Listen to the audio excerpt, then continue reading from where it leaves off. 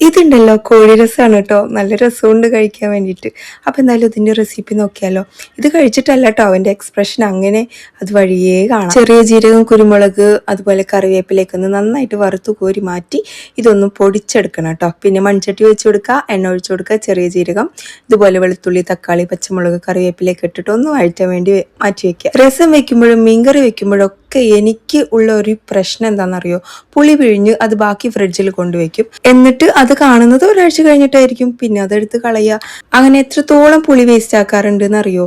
ഇതാ അതിനൊക്കെ സൊല്യൂഷനാണ് കേട്ടോ ഈ കാണുന്നത്.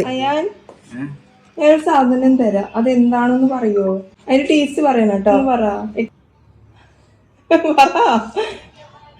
പുളിയാണോ?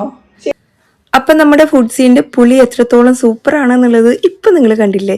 ഇവരതിൻ്റെ കുരുവോ തൊലിയോ ഒന്നും എടുക്കുന്നില്ല കേട്ടോ. അതിൻ്റെ കാമ്പ് മാത്രം എടുത്തിട്ട് അതിൻ്റെ ആ ഉള്ളിലുള്ള ഫ്രൂട്ടില്ലേ അത് മാത്രം എടുത്തിട്ട് ഉണക്കി പൊടിച്ചിട്ടാണ് ഇവർ തയ്യാറാക്കിയിട്ട് എടുക്കുന്നത്.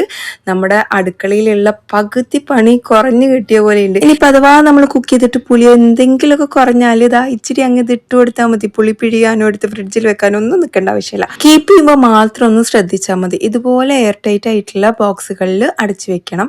അപ്പം നമ്പർ ഇവിടെ കൊടുക്കാം, അവരുടെ പേജ് ഞാൻ കൊളാബും ചെയ്യാം, വെബ്സൈറ്റിൻ്റെ ലിങ്കും കൊടുക്കാം.